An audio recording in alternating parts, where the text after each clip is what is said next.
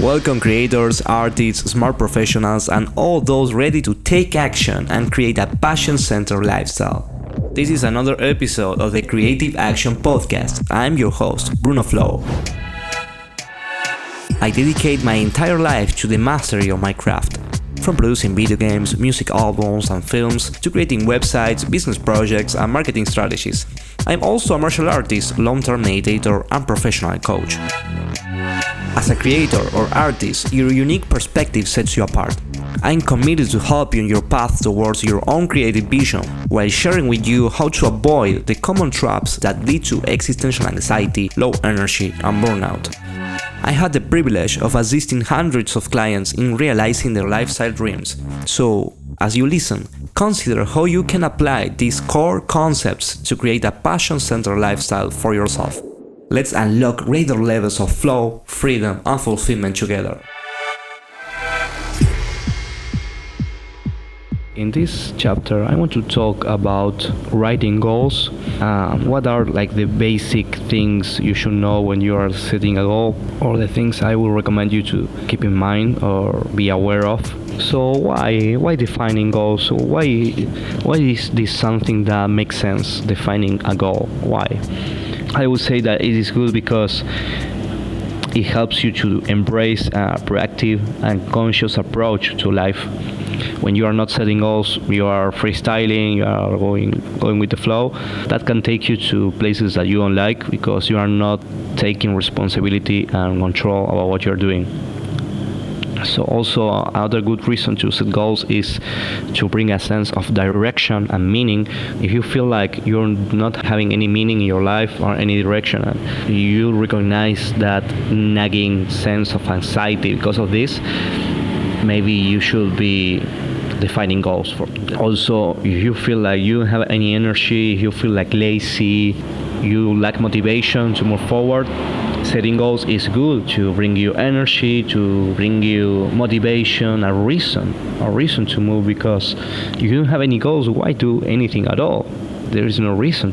You should be very careful about your own sense of meaning. Take responsibility for it. You have to take an active approach around it. So creating goals is a good way to create your own sense of meaning. Also, defining goals is taking the first step to consciously creating something in the physical world. This is an idea from Stephen Covey. He says something like, things are created twice. The first time they are created in your mind, and the second time they are created in the physical world.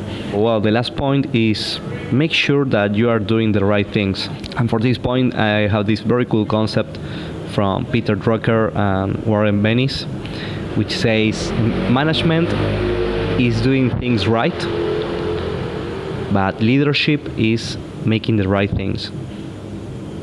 So you should aim to be working on your leadership skills, which means identify which are the right things to do, identify the right goals, because maybe the goal is not the right milestone. Every goal is a milestone towards something bigger. Maybe this goal is not the right goal. So these are the 5 reasons that you should be considering when thinking about why defining goals. Reason number 1, to embrace a proactive and conscious approach to life. Reason number 2, to bring a sense of direction and meaning. Reason number 3, to bring more energy and motivation to move you forward. Reason number 4, to do the first step to consciously create something in the physical world.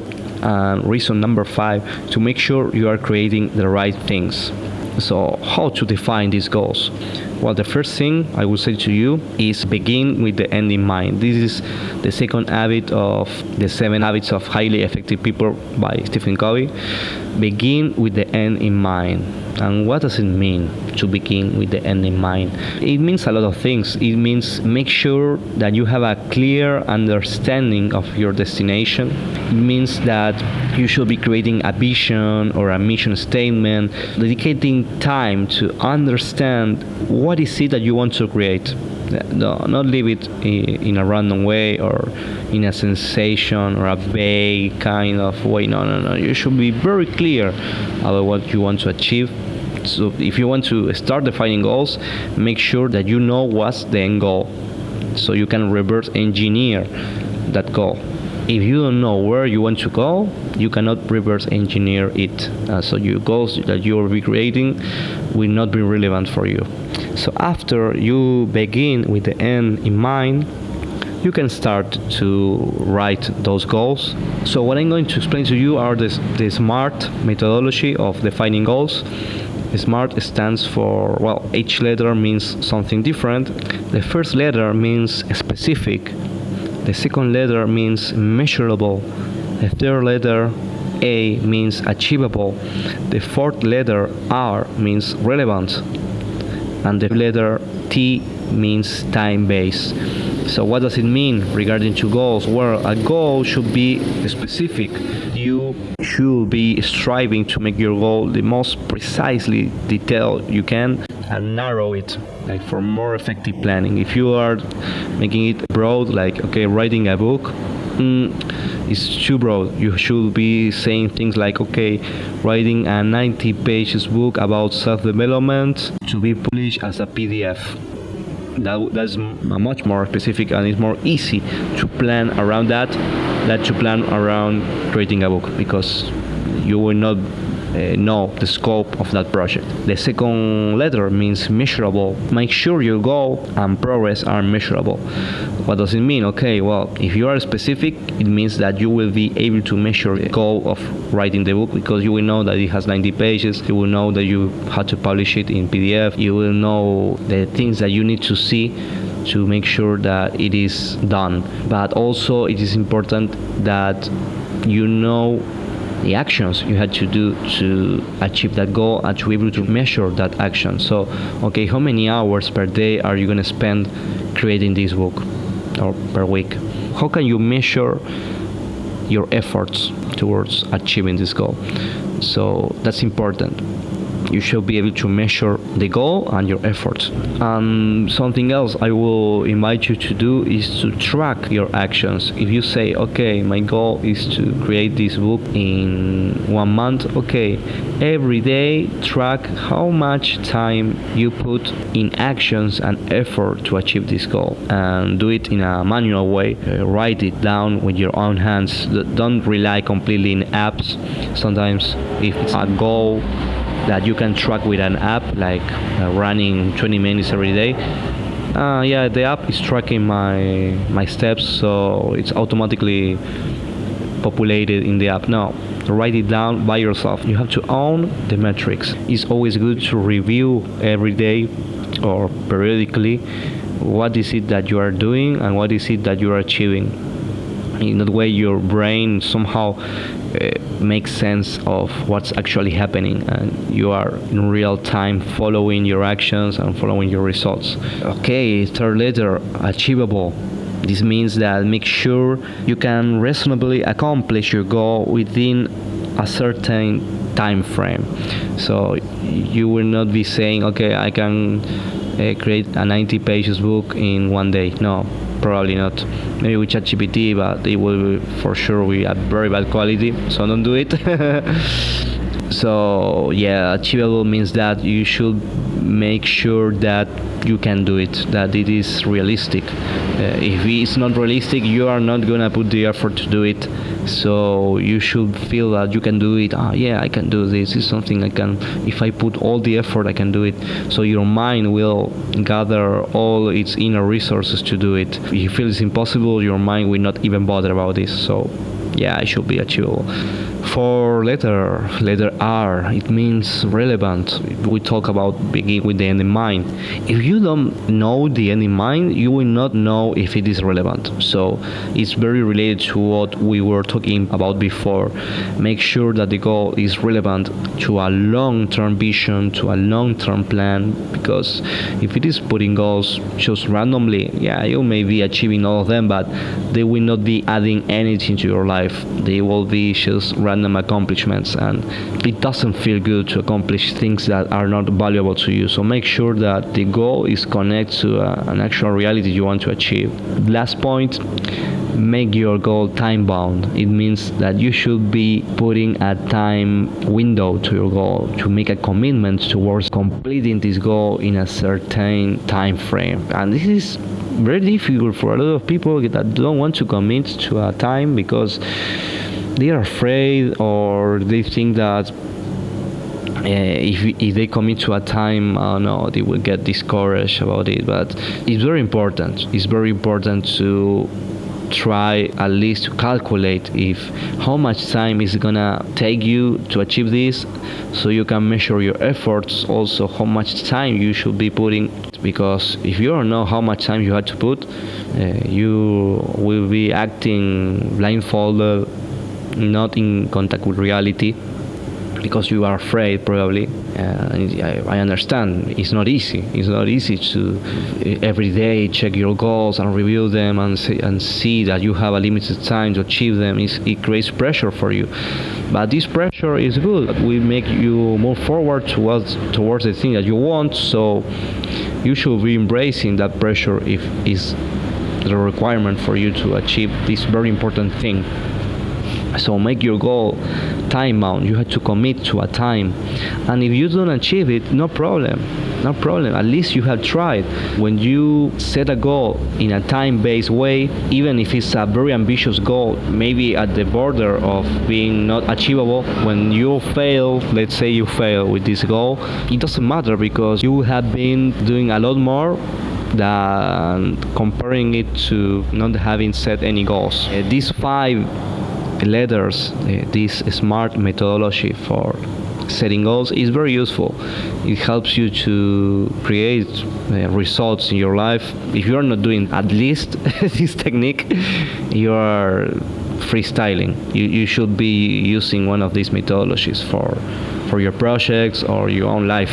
And I know this may not be easy. Maybe you feel like you are forcing things, or like you are getting like too obsessive, like writing goals in a paper. Man, what the fuck? No, it's basic in coaching circles, in self-development circles. This is basic information. Some don't use goals, but they have their own systems to get things done. You should be aiming to have some kind of system to define it in some way. This is just one option. It's just one option, one way to do it.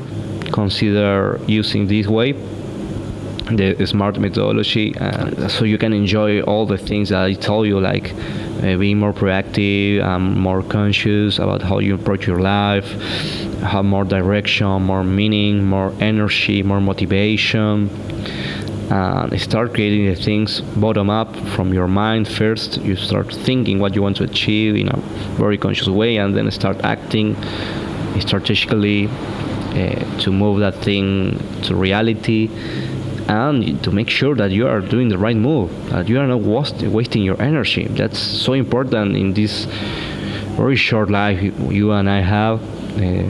We are here today, tomorrow we don't know. So yes, you should try at least to be conscious. Be aware what you're doing right now. What are you doing with your life? Are you doing things that are valuable to you? Consider this every day. There is this very good phrase from Goethe that he says, "He only earns his freedom and existence who daily conquers them anew."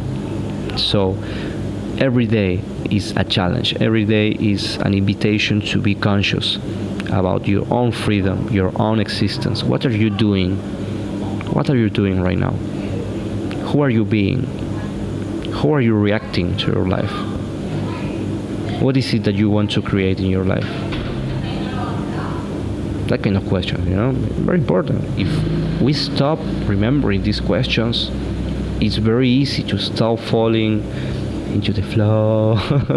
Going with the flow, yeah, no problem, yeah, I just follow my emotions and whatever TikTok says is good for me. You start really believing the TikTok stuff and the Instagram shit, and you start to feel depressed and anxious because you don't have the car, because you don't have the camera that they use for creating those viral videos, and you don't even need that probably, but you start to believe that you need that because you are not making this effort to conquer yourself, to conquer your actions, to conquer your beliefs.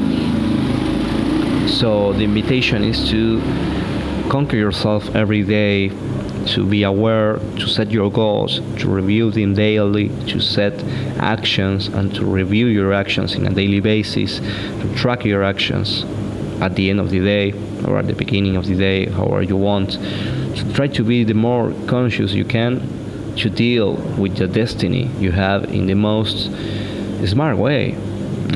With destiny I mean all the conditions that you cannot change, that you have to accept, like your biology, like your story, like your parents, and all the things that maybe sometimes we blame.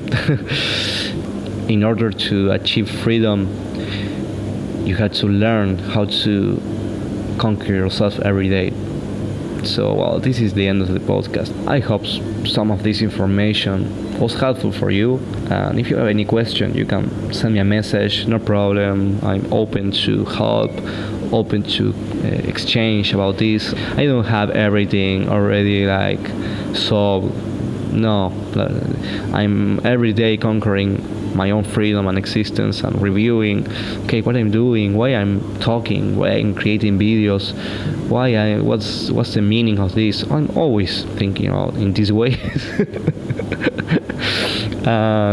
It's good for me. It's every time I start reflecting around in this way, I feel more conscious and I feel less anxiety. This is a never-ending process. So, well, thank you for listening. I hope you start writing your goals and enjoying this new sense of clarity that this kind of activity may bring to your life. Like what you heard today? Then remember, real transformation only happens when you take creative action. Curious about the possibility of crafting a passion-centered lifestyle with me and my team?